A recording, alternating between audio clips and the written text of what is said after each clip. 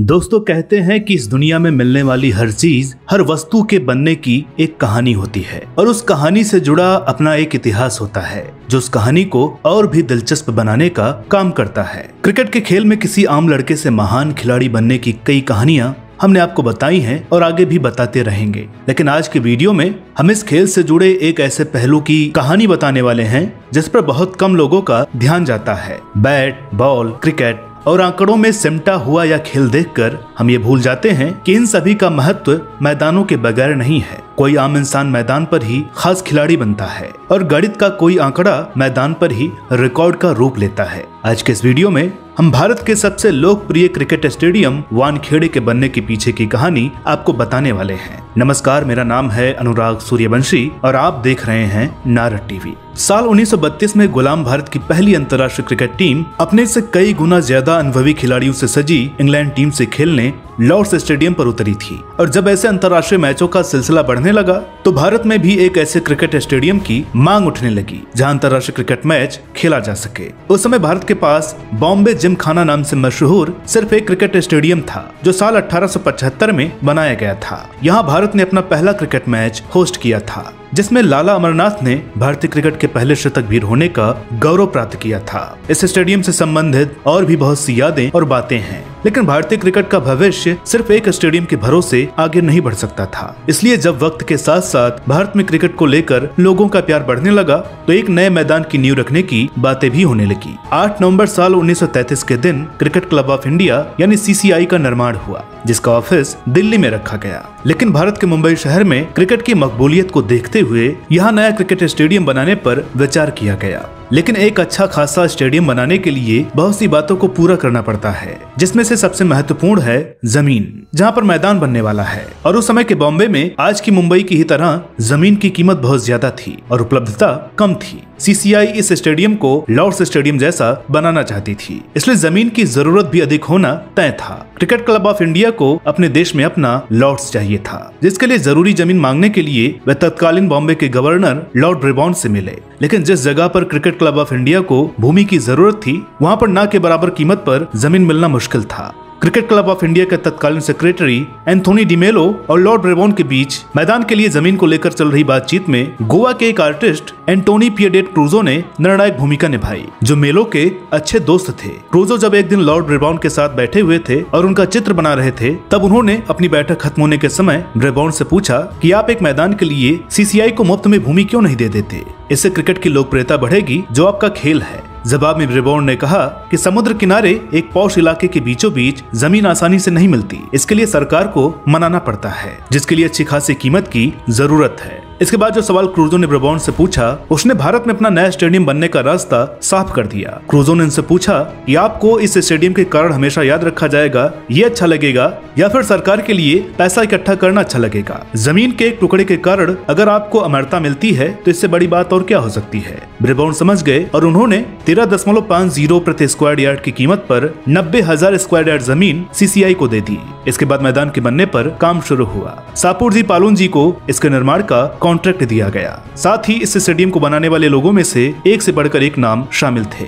आखिरकार 7 दिसंबर साल 1937 को यह मैदान पूरी तरह से तैयार हो गया, जिसमें तत्कालीन दौर की हर आधुनिकता नजर आ रही थी। इस मैदान में लगभग 35,000 लोगों के बैठने की व्यवस्था के साथ साथ स्विमिंग पूल की व्यवस्था भी थी। CCI के पास अब अपना एक मैदान था, मगर बॉम्बे में मैच आयोजित कराने का अधिकार बॉम्बे क्रिकेट एसोसिएशन के पास ही था और ऐसे में दोनों गुटों में कभी फ्री टिकटों को लेकर तो कभी किसी दूसरे कारण के चलते तनातनी का माहौल बना रहता था। और ऐसे में हर पत्रिका, अखबार और बड़े लोगों के जरिए अपने स्टेडियम की बनावट और माहौल के बारे में अच्छी बातें सुनकर CCI को पंख लग गए थे और वो इस तनातनी में बढ़ चढ़कर हिस्सा लेने लगी थी। BCA जब भी अपना प्रॉफिट शेयर मांगती तो CCI यह बोल देती कि एक स्टेडियम को टेस्ट क्रिकेट खेलने के लायक बनाए रखना बहुत ही महंगा होता है और इसलिए वे पहले से ही कर्ज में डूबे हुए हैं। ऐसे में टिकट होल्डर्स के लिए कोई जगह नहीं है। ये बातें BCA को परेशान कर रही थी और इस परेशानी की आग में घी डालने का काम मशहूर भारतीय क्रिकेटर और तत्कालीन CCI के प्रमुख विजय मर्चेंट ने किया। दरअसल एक किस्सा यह सुनने को मिलता है कि 70 के दशक के शुरुआती सालों में एक बार बीसीए के प्रमुख और कांग्रेस नेता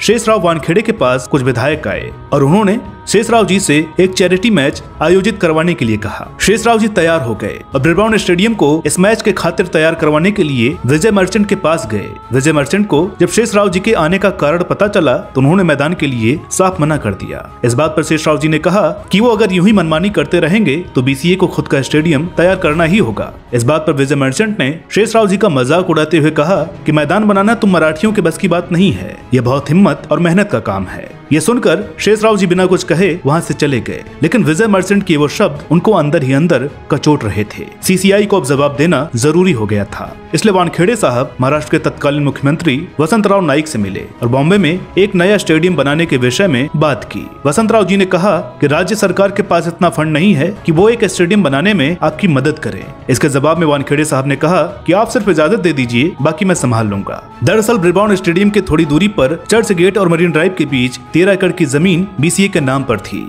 जहां आर्किटेक्ट शशि प्रभु बीसीए के कहने पर एक क्लब हाउस बना रहे थे, जिसके साथ में ही हॉकी खेलने के लिए भी एक अच्छी खासी सुविधा उपलब्ध थी। शशि प्रभु बताते हैं कि एक दिन वानखेड़े साहब, जो कॉलेज में उनके प्रोफेसर भी रह चुके थे, उनके पास आए और कहा कि अब उन्हें इसी जगह पर एक बड़ा क्रिकेट स्टेडियम बनाना है। 28 साल के शशि प्रभु, जो एक छोटा सा क्लब हाउस और 7,000 लोगों के लिए एक स्टैंड का निर्माण कर चुके थे, उनके लिए क्रिकेट स्टेडियम बनाना एक बड़ा काम था और ऊपर से जगह की तंगी भी थी। उस दौर के सबसे बड़े आर्किटेक्चर यानी ब्रिजभवन स्टेडियम के बिल्कुल पास में ही एक नया और सफल स्टेडियम सही तरीके से तैयार करने में बहुत सी मुश्किलें आने वाली थी। बंबई के लोग इस बात से बिल्कुल भी खुश नहीं थे और लगातार इस नए स्टेडियम का विरोध हो रहा था, लेकिन एक युवा आर्किटेक्ट शशि प्रभु को इस विरोध से ज्यादा फर्क नहीं पड़ा।